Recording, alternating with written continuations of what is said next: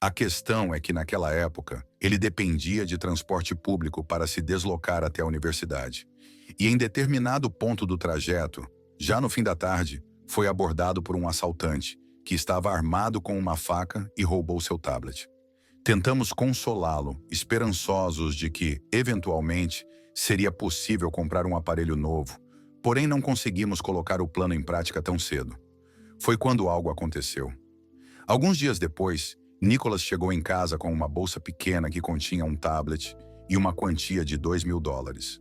Não demorou muito a nos pedir ajuda para localizar o proprietário dos pertences que havia encontrado.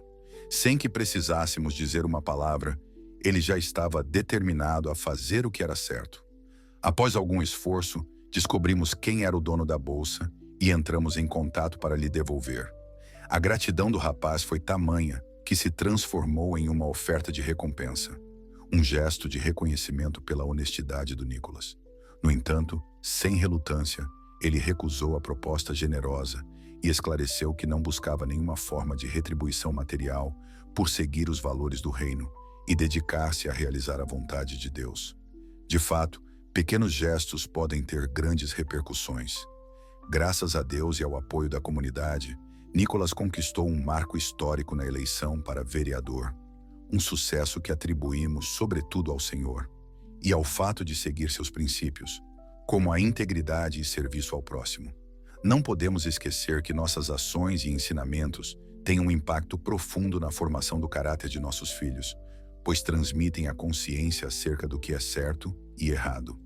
Para o Nicholas, poderia ter sido tentador ver o tablet que encontrou como uma compensação do Senhor pelo outro que havia sido roubado, uma espécie de justiça ou até mesmo uma provisão. Mas conhecendo verdadeiramente os preceitos bíblicos, decidiu devolver tudo o que achou. O exemplo é uma linguagem silenciosa, porém muito efetiva e elo quente. Seu poder se estende a todos os aspectos de nossa vida.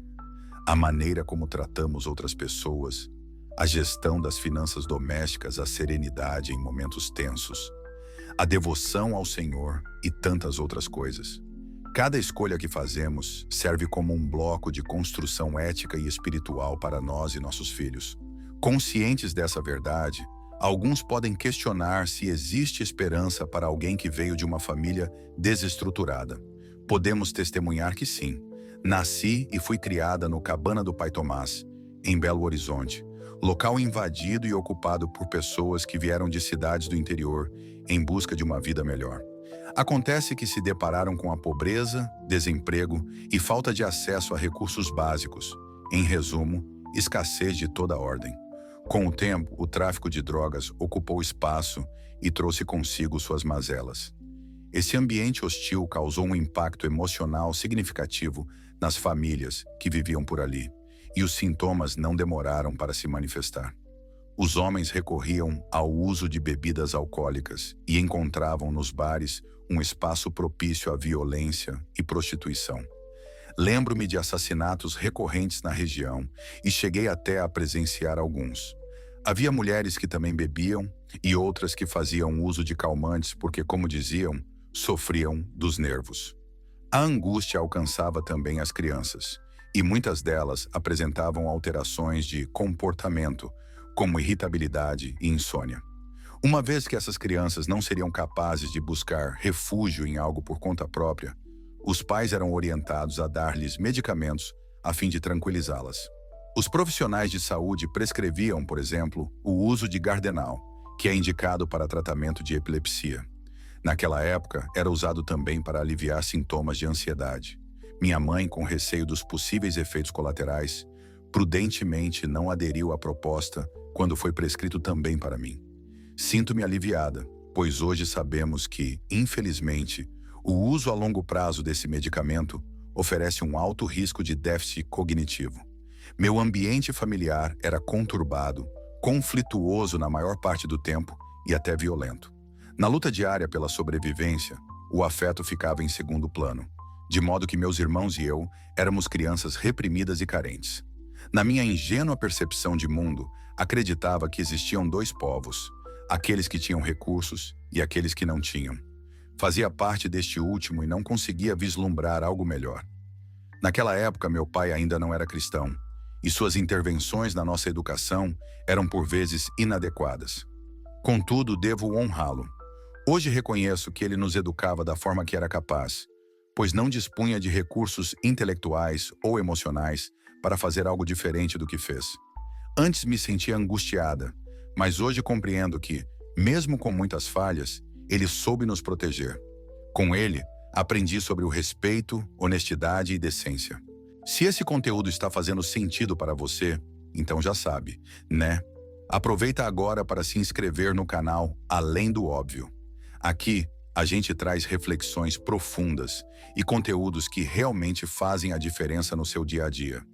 Não esquece de deixar o like, porque isso nos ajuda a continuar trazendo mais vídeos como esse. E claro, ativa o sininho para não perder nenhuma novidade. Vamos juntos além do óbvio? Então bora fortalecer essa comunidade.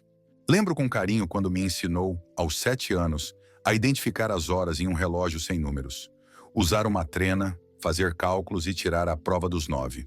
A despeito do contexto desfavorável em que nascemos, meus irmãos e eu, sou primogênita de 7 filhos, escolhemos servir ao Deus que nos foi apresentado por nossa mãe. Rompemos em fé, e hoje todos podemos dizer, eu e a minha casa servimos ao Senhor. Isso foi possível porque, em minha jornada pessoal, percebi a existência de padrões de comportamentos destrutivos que marcaram minha família por gerações. Como mãe, esforcei-me para preservar as lições positivas e não permitir que hábitos nocivos continuassem em minha linhagem.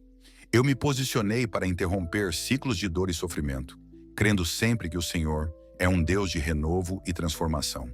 Sustentada pela verdade de que Ele é poderoso para fazer novas todas as coisas, depositei toda a minha confiança nele para deixar um bom legado aos meus filhos. Independentemente das sombras do passado, podemos escolher viver na luz e, assim, permitir que nossos pequeninos e as próximas gerações herdem recursos para resistirem e fazerem a diferença em uma sociedade cada vez mais decadente. Pastora Ruth, nenhuma família é isenta de desafios, conflitos ou de situações que colocam à prova a força deste laço. Ao mesmo tempo, é incontestável como o seu papel no desenvolvimento humano se mostra fundamental. Na realidade, um capítulo ou até mesmo um livro inteiro não seriam suficientes para registrar a beleza e riqueza da constituição de um lar.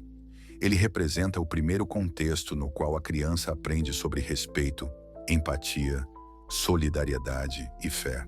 Não é por acaso que a palavra do Senhor nos aconselha a instruir os filhos no caminho em que devem andar, pois com o passar dos anos não se desviarão dele. CF, Provérbios 22.6. Em tempos desafiadores como o que vivemos, precisamos trazer à luz uma esperança. Pessoas que vieram de lares fragmentados não estão fadadas a perpetuar esses padrões. Elas podem, sim, quebrar os ciclos danosos e construir lares verdadeiramente saudáveis. Em Isaías 43, 18 a 19, podemos reconhecer a grandeza e soberania de um Deus que é capaz de aniquilar todo o peso do passado e trazer à existência o que outrora era impensável. Esqueçam o que se foi. Não vivam no passado. Vejam, eu farei uma coisa nova. Ela está prestes a acontecer. Vocês não a percebem? Até no deserto vou abrir um caminho e riachos no ermo. Grifo nosso. A presença de Deus na família promove cura e reconstrução. Essa verdade se estende a quem já é pai ou mãe e aos filhos e filhas que sonham em formar suas próprias famílias, apesar dos traumas que possam ter vivido antes. Hoje, analisando nossas histórias, contextos familiares e pessoais, sabemos que uma coisa é certa. Tudo o que construímos em nosso lar só foi possível pela graça de Deus. Sem a presença do Senhor, não teríamos conseguido. Se Ele nos ajudou, sustentou e capacitou, certamente fará o mesmo por sua família. Pastor Edésio e Pastora Ruth. E assim chegamos ao fim da parte 4 do nosso audiolivro, Criando os Filhos para o Amanhã. Hoje concluímos o primeiro capítulo, Valores que Perduram, refletindo sobre a importância de princípios sólidos que moldam não apenas a infância, mas toda a trajetória de vida. Se essas ideias ressoaram com você, Se fizeram sentido para sua jornada como pai, mãe ou educador, não deixe esse conhecimento se perder. Compartilhe com quem também precisa ouvir essa mensagem. Agora, o caminho continua. Na parte 5, daremos início ao capítulo 2. Unidos por toda a vida.